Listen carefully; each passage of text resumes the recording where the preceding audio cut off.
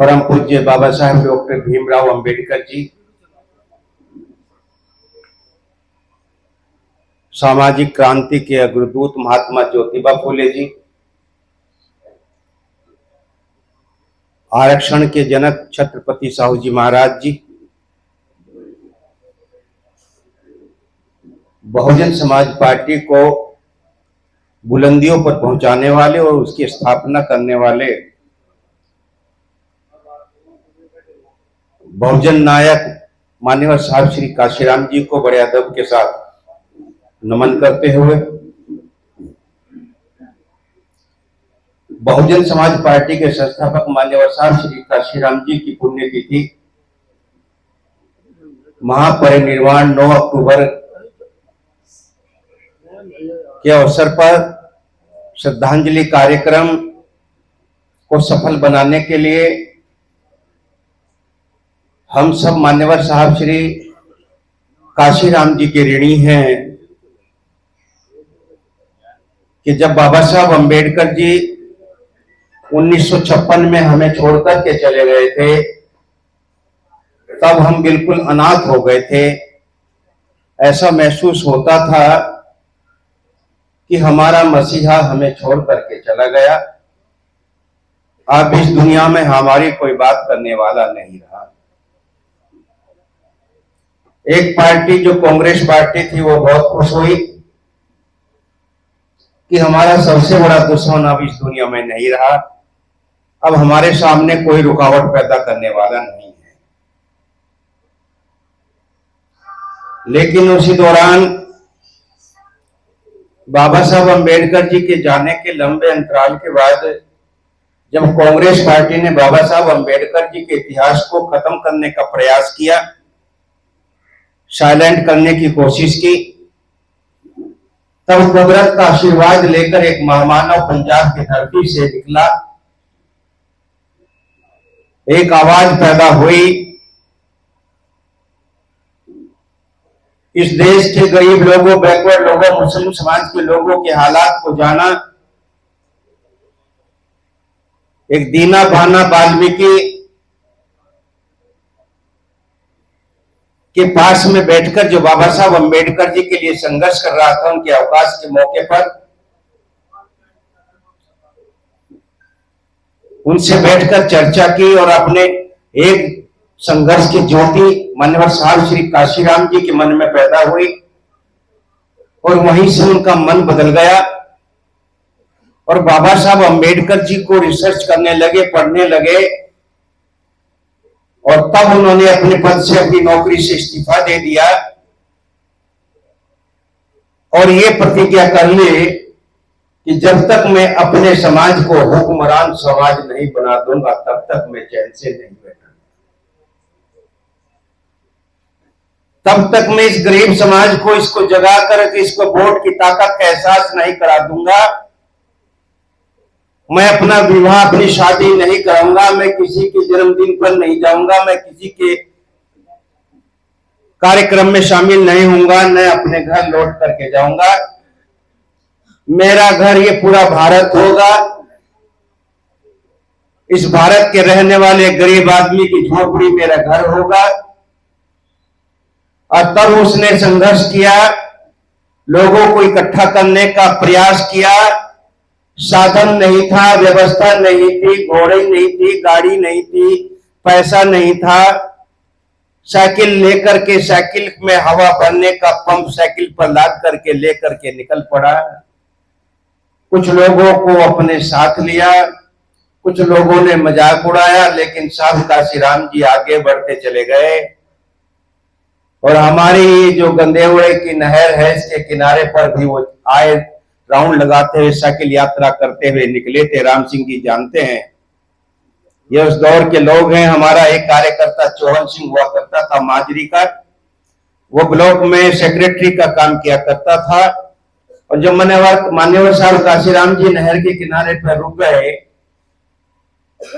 और उन सब कार्यकर्ता, जब उनके साथ में काफी लोगों की साइकिलें हो गई थी, साइकिल में पंचर लगाने का सामान, हवा भरने का सामान सब अपने साथ रखते थे और नहर के किनारे पर छांव थी, वहां पर सबने अपने कपड़े बिछाए और साहब ने कहा भाई कुछ आराम कर लो और कुछ खाने का इंतजाम कर लो। और ये कहा कि आप जाओ, रघु जाओ, मोहम्मद हसन जाओ। पिछड़े समाज के कुछ लोग थे, उनको भेजा इस गांव में जाओ, 2 बजे का टाइम हो गया, भूख लगी है, सब लोगों ने अपना खाना खा लिया होगा, लेकिन कुछ रोटियां कुछ लोगों के यहाँ बची होंगी, जो बची है उन्हें मांग करके ले आओ। वो हमारे कार्यकर्ता गांव में घुस गए और सबसे कहा एक को कुछ रोटी है क्या भाई, कुछ रोटी है क्या? किसी ने कहा अब तो रोटियां खत्म होगी, 2 रोटी बच रही 2 ही दे दो, 1 रोटी बच रही 1 ही दे दो, कुछ चावल बच रहे चावल दे दो, कुछ सब्जी बच रही सब्जी दे दो। कोई इधर घुस गया, कोई उधर घुस गया। आधा घंटे के बाद सब इकट्ठे होकर नहर के किनारे पहुंच गए। जब नहर के किनारे पहुंच गए, रोटियों का ढेर लगा दिया। जो बैकवर्ड का व्यक्ति रोटी लेकर आया था उसको यहाँ पर रख दिया, जो अपर कास्ट का व्यक्ति गरीब आदमी रोटी लेकर आया था वो यहाँ रख दी, जो मुस्लिम समाज का व्यक्ति रोटी लेकर आया था उसको भी रख दिया, और जो दलित समाज का व्यक्ति रोटी लेकर आया था उसको भी रख दिया। क्या समाज हमारे मान्यवर साहब काशीराम जी के दिमाग में चल रहा था? अभी जाति पर चर्चा हुई थी, यहाँ पर जातिवाद पर चर्चा हुई थी। तब साहब काशीराम जी ने कहा भाई सब लोग आ गए खां जी कि भाई भूख तो बहुत लगी है, कोई रोटी मोटी है, कोई पतली है, कोई खराब सी है, कोई अच्छी सी है, क्यों ना इन सारी रोटियों को एक जगह मिला दिया जाए। खां जी एक जगह मिला दो, रोटियां एक जगह मिला दी, चावल इधर इसका लाया हुआ उसका लाया हुआ एक जगह रख दिया। कह लेंगे भाई ऐसा कर लो, अब ये रोटी जो ब्राह्मण के घर से आई है उसे अलग निकाल लो, जो गुजर के घर से आई है उसे अलग निकाल लो, और जो दलित समाज के घर से आई है उसे निकाल लो, जो मुस्लिम के घर से आई है उसे निकाल लो। उसका टेस्ट बताओ अब कैसा है। अब रोटी पे क्या पहचान? रोटी की कोई जात नहीं होती, अनाज की कोई जात नहीं होती, जिसके चूल्हे पे बन जाती है, जिसके घर से बन जाती है उसकी वही जात कहलाती है।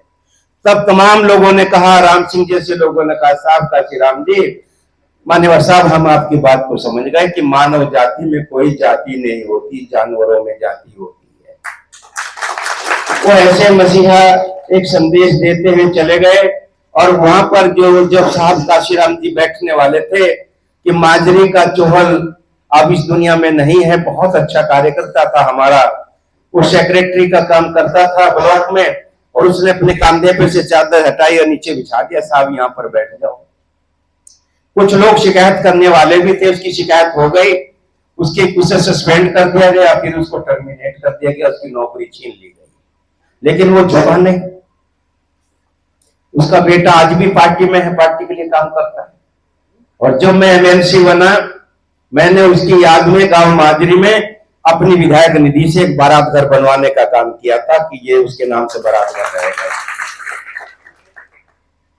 तो साथियों, उस मसीहा साहब काशीराम जी का परिनिर्वाण है, बरसी है, एक बहाना है साहब काशीराम जी को याद करने का, एक बहाना है उन लोगों को सबक सिखाने का, एक बहाना है अपनी आदरणीय बहन कुमारी मायावती को शक्ति देने का, ताकत देने का।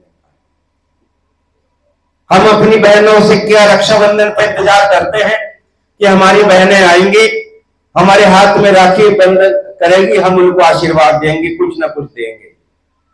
आदरणीय बहन कुमारी मायावती जी से हमारा क्या रिश्ता है?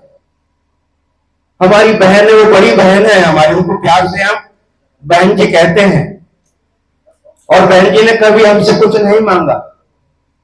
हम अपने सब भाई माननीय बहन जी को शक्ति देने के लिए कि इसको ये मान करके बहन जी आज माननीय साहब श्री काशीराम जी का परिनिर्वाण का समय है, और हम बूढ़े बुजुर्ग नौजवान बच्चे सब समाज के लोग मिलकर के आज आपको शक्ति देने के लिए आए हैं, और साहब काशीराम जी की सौगंध खा करके कहते हैं कि 2027 में आपको मुख्यमंत्री बना करके लोगों की जुबान को बंद करने का काम किया।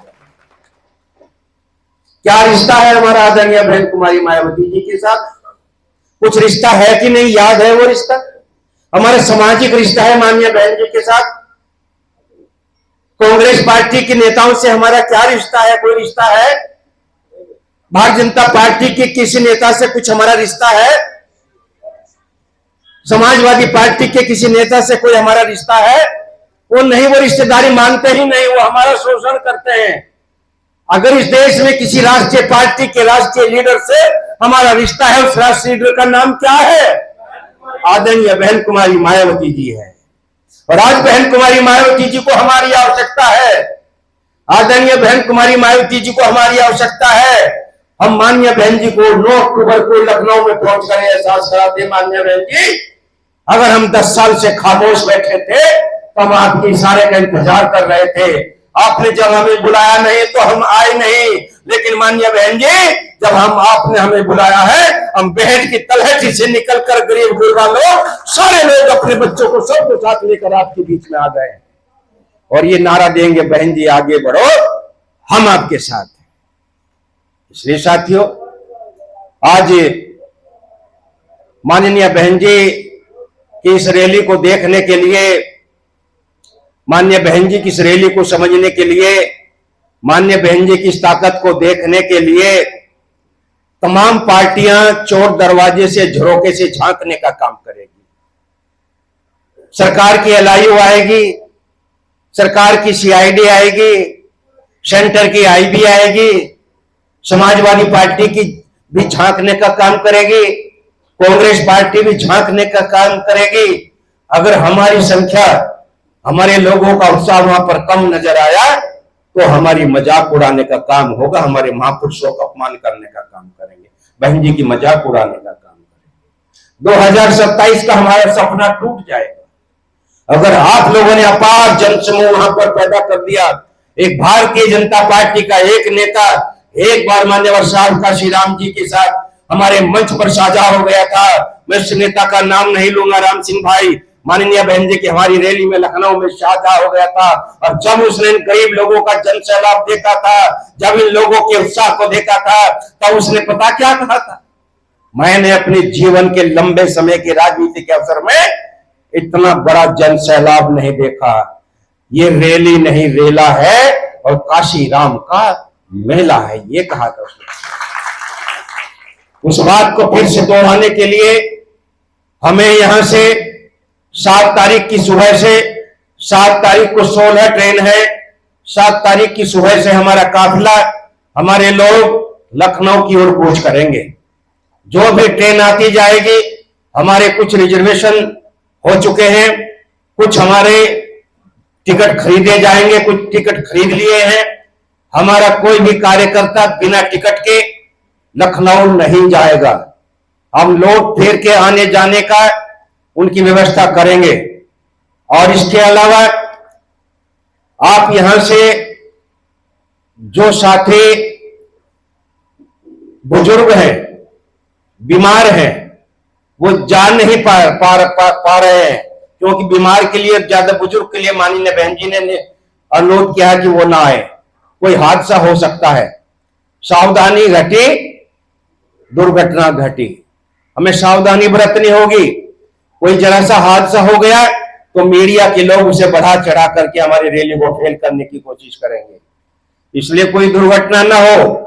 हम आप लोगों के अपने पदाधिकारियों की अगुवाई में टीम बना करके आप लोगों के साथ में भेजने का काम करेंगे। हमारे लीडर आपको ले लेकर के जाएंगे। हमारे सेक्टर के अध्यक्ष महासचिव और उसके जो है हमारे सेक्टर के सचिव, ये उस टीम की अगुवाई करेंगे। जो आपको एक टारगेट दिया गया है कि एक सेक्टर से 100 आदमी निकल करके जाएंगे, तो हमारे सेक्टर का अध्यक्ष और उसका महासचिव उसके लीडर कहलाएंगे। वह इधर उधर कहीं भागने का प्रयास नहीं करेंगे। वो अपने सेक्टर के जितने भी कार्यकर्ता वहां से जाएंगे, वो उनकी अगुवाई करता हुआ, हाथ में झंडा लेकर के जाता हुआ लखनऊ की ओर कूच करेगा। जिस डब्बे में वो बैठेंगे, इकट्ठे बैठेंगे, उनको यहां से लखनऊ ले जाने की जिम्मेदारी उनकी है और उनको वापस लाने की जिम्मेदारी भी हमारी टीम लीडर की होगी। हम आपको अपनी जेब पर लगाने के लिए बिल्ला देंगे। आपके पास बिल्ला होगा, उस पर आपका नाम लिखा होगा, आपका गांव लिखा होगा, आपका विधानसभा का नाम लिखा होगा और पार्टी के जिम्मेदार पदाधिकारी का नाम भी उस पर लिखा होगा। किसी वजह से आप कहीं गुम हो जाएं तो वह बिल्ला आपकी मदद करेगा। हमारी पार्टी के लोग आपसे बात करेंगे, उस बिल्ले के हिसाब से आपकी मदद करेंगे और हमारी पार्टी के जिम्मेदार पदाधिकारियों को आपकी सूचना देंगे। हम जब इधर से जाएंगे तो आपके साथ 7 तारीख में और 8 तारीख में यहां से सफर करेंगे। हम सब जिम्मेदार आदमी आपको 7 तारीख को भेजकर और 8 तारीख में यहां से भेजकर तब लखनऊ के लिए कूच करेंगे। और जब हम उधर से आएंगे सभी जिम्मेदार लोग, चाहे विधानसभा के जिम्मेदार पदाधिकारी हो, चाहे जिले के मंडल के पदाधिकारी हो, ये तमाम लोग जब उधर से हमारा एक एक कार्यकर्ता सहारनपुर के लिए कूच नहीं कर जाएगा तब तक हम लखनऊ को छोड़ने वाले नहीं है। ढूंढ ढूंढ कर आपको लखनऊ से सहारनपुर के लिए भेजने का काम करेंगे। इसलिए अपने आप को बेबस न समझे, अपने आप को कमजोर न समझे। ये आप लोग मजबूती के साथ यहां से चलेंगे। और जो साथी कमजोर हैं लेकिन रैली में जाना चाहते हैं, बीमार हैं लेकिन रैली में जाने का उत्साह है, तो वो खुद ना जाएं।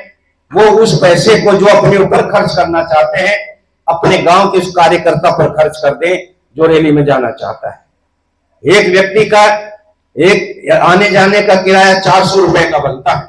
अगर कोई व्यक्ति नहीं जा सकता और वो बहन जी की रैली को कामयाब करना चाहता है तो एक व्यक्ति का किराया दे दें अपने किसी साथी को कि जाओ मेरी तरफ से आने जाने का टिकट ले लेना और बहन जी की बात सुनकर आना, जो बहन जी बताएंगी मुझे भी बताना। इसलिए अगर कहीं से कुछ पदाधिकारी हमारे 10 टिकट का इंतजाम करते हैं तो उस टिकट में जाने वाले लोगों के नाम की सूची और उस टिकट को जिम्मेदार पार्टी के पदाधिकारियों को चेक कराने का काम करेंगे। अगर आप सूची दिखा देते हैं लेकिन आप टिकट नहीं दिखाते तो फिर हम इस बात को नहीं मानेंगे कि आप रैली में जा रहे हैं। फिर हम इस बात को माना जाएगा आप रैली में जाने का बहाना ढूंढ रहे हैं। और इसलिए साथियों, ये हमारा सहयोग का मूवमेंट है। इसमें हम एक दूसरे का सहायता प्राप्त करके ही ये बहुजन समाज पार्टी राष्ट्रीय पार्टी बनी। आप लोगों ने मेरे सेक्टर के अध्यक्ष हो, मुझे आपके ऊपर फक्र है कि मैंने आपसे कहा था कि इस माला को अपने गले में डालकर रखना। ये माला जिम्मेदारी की माला है। ये माला शौक पूरा करने की माला नहीं है। एक मेरा सेक्टर का अध्यक्ष 10,000 वोट का मालिक है, 10,000 बालिक वोट का मालिक है। एक मेरा सेक्टर का अध्यक्ष अपने सेक्टर से 100 लोगों को लेकर के निकलेगा, उनका रखवाला है, तो उसकी कीमत, उसका पद, उसका वजूद बहुत बड़ा है। इसलिए साथियों, मैं आप लोगों को यह बताने के लिए भी आया हूं कि यहां से आप लोग भारी उत्साह के साथ निकलेंगे। 5 दिन पहले हमारी प्रचार की गाड़ी आपके क्षेत्र में आएगी। वो चारों तरफ 5 दिन तक इधर घूमती रहेगी 8 तारीख तक, और आपके हैंडबिल आपके पास पहुंचाती रहेगी। आपको इधर होर्डिंग लगाने हैं। जो साथी सक्षम है, कोई जिला पंचायत का चुनाव लड़ना चाहता है, टिकट फाइनल नहीं कर रहे हैं उसका भी, लेकिन वह जिला पंचायत के चुनाव लड़ने की इच्छा रखता है, तो वह हमारे जिम्मेदार पदाधिकारियों को जानकारी में डाल दे, उनके नाम लिखवा दें और अपने होर्डिंग 5 होर्डिंग 4 होर्डिंग 8 होर्डिंग अपने फोटो के साथ लगा सकता है, लेकिन उस पर प्रत्याशी नहीं लिखेगा। और होर्डिंग भी जो परफॉर्मा लखनऊ से आया है वही परफॉर्मे को लगाएगा, अपनी मर्जी से होर्डिंग नहीं छुपवाएगा। जो साथ